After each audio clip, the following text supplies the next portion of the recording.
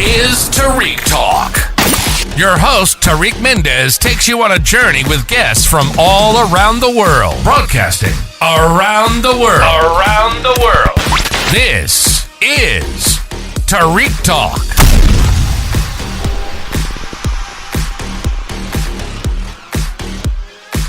All right, guys. Today I'm here with, please help me out. Let's see if I get it right. Zelka? Yes. Awesome. And I'm at booth 49. Would you mind telling us a little bit about your art?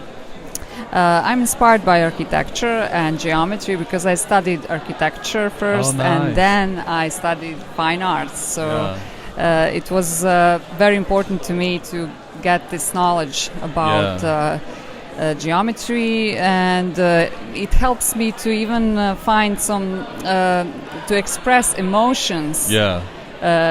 Through it. I know it sounds almost sounds so impossible, cool. but it is, because you can always discover new ways of expressing.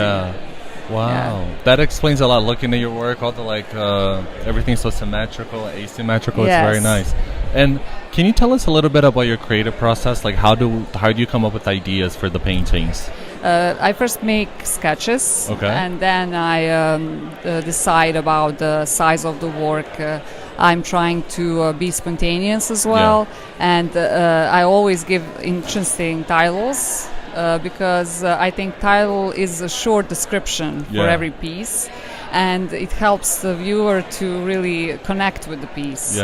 So I always ask myself about what is the real message behind my work, because I have some series like Green Architecture, where I want to send a message about the importance of nature and the importance of connection between architecture and nature in everyday life. And I also have a studio where I have the wonderful view. I'm surrounded by trees, and it gave me some kind of inspiration to make this connection. Oh wow. And what, are you an artist that you prefer to paint in the daytime or the nighttime, or it's very spontaneous for you? I'm spontaneous, but I'm also organized at the same time. I don't know how, but it's also possible, because I'm aware that there are many things that artists need to do, because it's part of the package, of course. We need to think about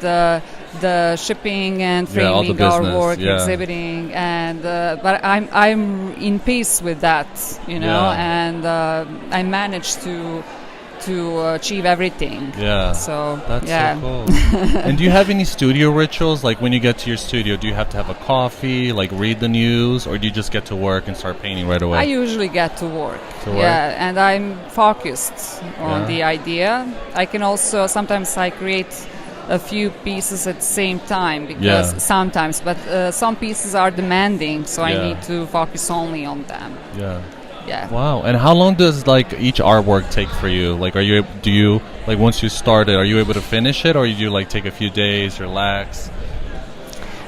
It depends on how I feel, what am I going through, and sometimes I'm in my studio for hours, and sometimes I just have 5 minutes to do something. That's unfortunately the truth, because I already told you it's complicated to achieve everything. Wow. And how do you keep track of your ideas? Do you have a sketchbook, or do you just do everything before? You just sit down, it's very organic? Do you keep a little sketchbook of your ideas, future projects you want to do? I always have so many sketches in my sketchbook, and I actually I think ideas are very important, and the most important part, because I already learned how to make something looks good in reality. That's familiar, I know that, but idea is what I think it is the most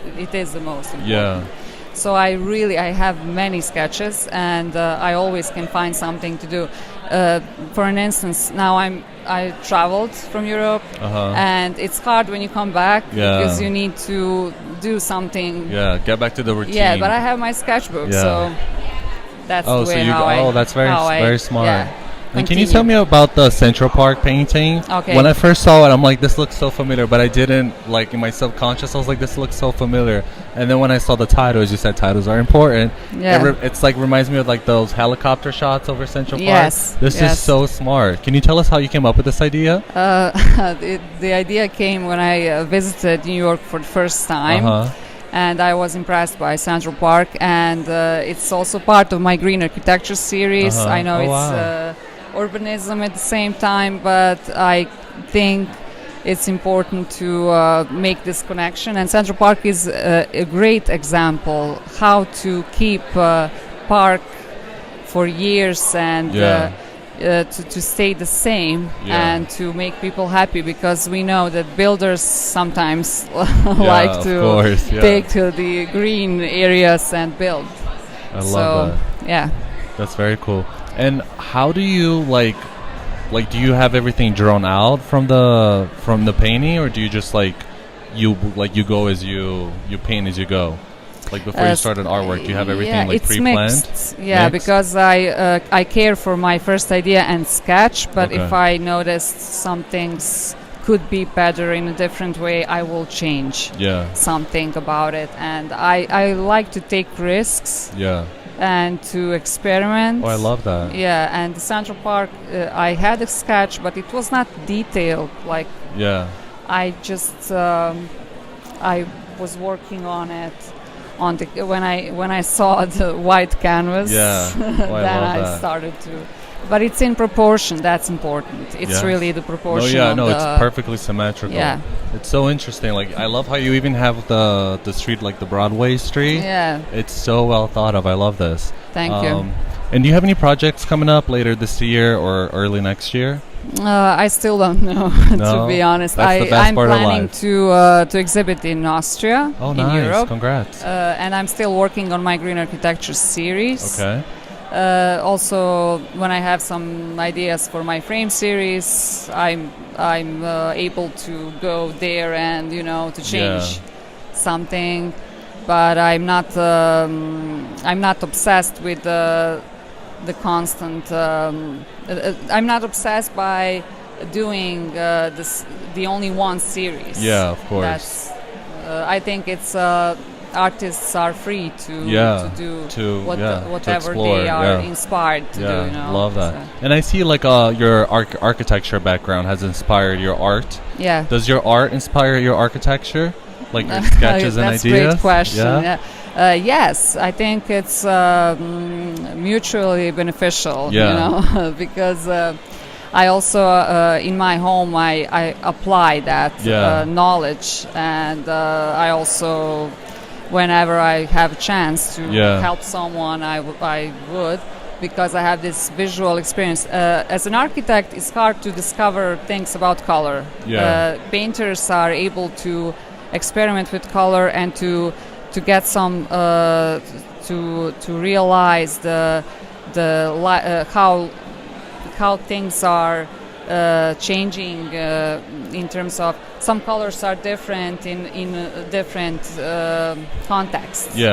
But an architect is more in planning the space and what it's totally different story. So I think it's a great experience to be a painter. And I read somewhere Le Corbusier, architect, he said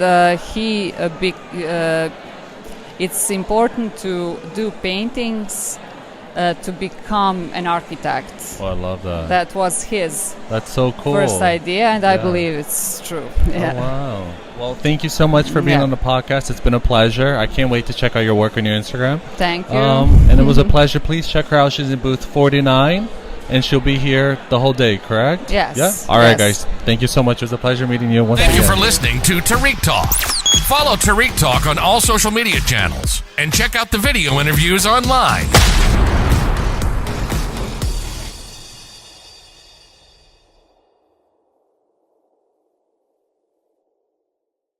This is Tarik Talk. Your host, Tarik Mendes, takes you on a journey with guests from all around the world. Broadcasting around the world. Around the world. This is Tarik Talk.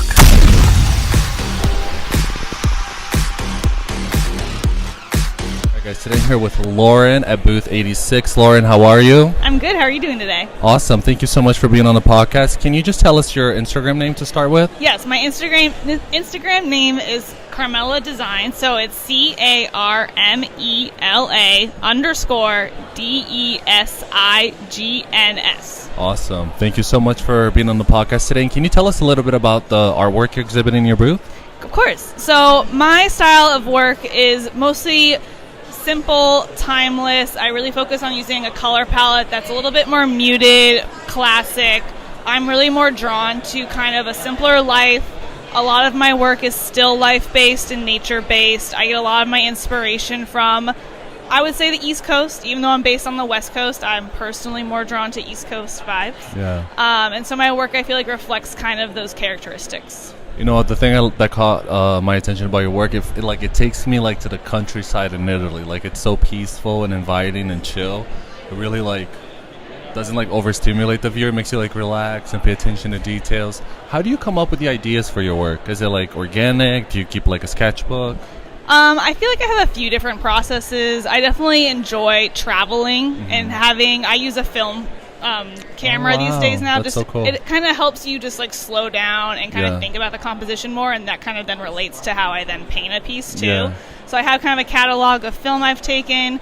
I do sketch when I travel at times, and then there's also just kind of those moments in life that just happen. I'll get a quick photo on my phone of maybe I saw a flower at a Trader Joe's or something like that. And then just a lot of my work I feel reflects me personally and what I would want to surround myself with. So I just kind of even use my own home and if I had a piece I needed, what would it look like? Maybe how would someone else relate to that piece? Oh, that's amazing. Yeah. And do you think being from the West Coast, as you previously said, do you think that influences your work? I do think that, so I don't know how many people in San Diego, but it's not very... Shout out San Diego. Yeah, it's not very green. I mean, we have nature, but it's not like on the East Coast where you have all the beautiful trees and it's very lush, and that's a color palette that really attracts me. So I'm always kind of in my mind time traveling to greener places because it's something that I'm missing in my life. Yeah. And so it's kind of filling that void a little bit. Yeah, love that. And I see a lot of nature in your work. Do you get inspired by nature? Do you enjoy being in nature? Yeah, I feel like I've grown up in just a lot, my parents always kind of put us in nature a lot as a kid. Not a camping environment, but every weekend we went to the zoo. And the San Diego Zoo is known for having a large plant collection. And my dad would educate me on this is this type of tree. And he has a garden to this day where I also get a lot of my inspiration from. I'll go into his garden and pick fruit, and then I'll make my own still life composition with his oranges that he has every December. So it's kind of it's part of my upbringing almost to kind of surround myself with nature. With what we have. And I always love traveling to places that's a different environment. I went to Vermont 2 years ago, and that's the best thing ever was Vermont. Love that. Yeah. And when you take the pictures, when you have them printed, do you sometimes just print the picture and transform into a painting, or do you use little pieces? I think it's kind of it's a mix sometimes, because sometimes even if I take the time with film to think about the composition, it may not translate to the painting the best. So I'll probably take ideas of it. Maybe it's the way that the tree is shaped, or maybe it's the way the light's going through it, or maybe it's just the color palette and being I really liked the color palette of that day, but I want to use it maybe and create a floral arrangement instead, or just something like that. So it's a little bit of a mix, just depending. Yeah. Oh, that's so cool. And do you have any studio rituals that you do? When you get to the studio, do you have to have a coffee, read the news, or do you get to work right away? So my studio is my second bedroom, which I also share with my husband as our work from home space. Oh, nice. So I really just need for him to not be there. So it's on a day when he's not working, it's just me in the room. It's quiet. I usually like to work just in front of my window with natural light, so no overhead lighting. And usually I'll have a tea, an iced tea. I'll be in comfortable clothing, and it's just having some music on, or just a show that I've watched before, and just kind of just jumping into something. Yeah. Just kind of being in my own little space. In your little vibes, yeah. And do you have a preference, time of day, or are you just spontaneous? I would definitely say that I'm a more morning creative. Maybe 9 a.m. is when I'm feeling it. It's I've had breakfast. Yeah. Not you don't have that hunger in your back of your mind. Yeah. It's still early, so I feel I'm being productive, and that kind of gets me kind of inspired to work. that being said, I also work out of necessity. I've worked in the evenings when I've had to, just because when you have a show coming up or if you have a deadline, you work when you have to. Yeah, but I would say I enjoy like a nice slow Saturday morning in my space, comfortable. Yeah. Oh, that's pretty dope. And do you have any projects coming up this year or next year? So we are getting into the holiday season, so I have some custom ornaments that I'm doing for clients that have pre-ordered them. I have a commission for a multifamily apartment building where they do like a model unit, and so I'm doing a piece that they'll have in the model unit that people will tour when they're gonna like maybe think about renting from that building. And then I might be I'm hoping to maybe do Chicago maybe in March with the other art fair. We'll see. That'd be a cool bucket list thing to go to Chicago. Yeah. Love Chicago.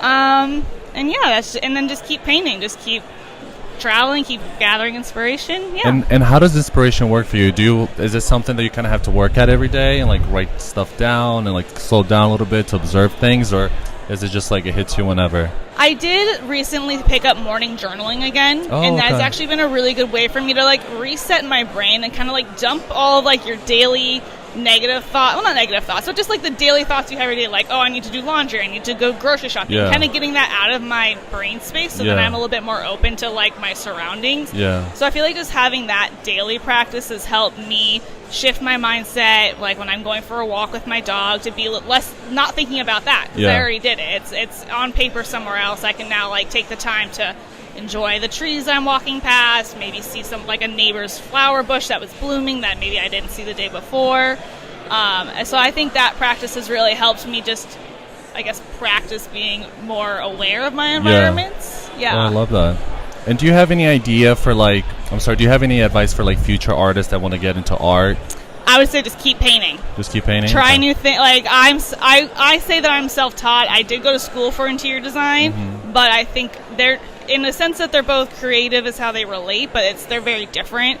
I truly kind of had to practice, teach myself new skills, kind of like look at other artists for like inspiration of like maybe how they do a project, and just be open to what may come to you, because I started originally doing landscapes, and one day I was just like, I don't want to be landscape girl, I want to try something else. And so I forced myself to try still life, and that's what I've been doing for the past 2 years, and I've really been enjoying it. Congrats, that's so cool. Thank you. And do you have any dream projects that you want to work, like with whether it's like different mediums, like sculptures or whatever? I don't necessarily know about different mediums. I think it'd be really fun to collaborate with a company on something, like either like putting my work on like a textile pattern, even like a tile pattern I think would be really cool. Maybe working with a muralist to like kind of collaborate on an idea together, and just kind of keep exploring like different applications of my artwork. Oh, that's so cool. Congratulations. Well, Laura, it was a pleasure meeting you. Congratulations on an awesome booth. Everybody, please go follow her on Instagram. Can you plug in your Instagram one more time for everybody? Of course. It's Carmela Designs. It's CARMELA_DESIGNS. Perfect. Thank you so much, and best of luck. Thank you for listening to Tarik Talk. Follow Tarik Talk on all social media channels and check out the video interviews online.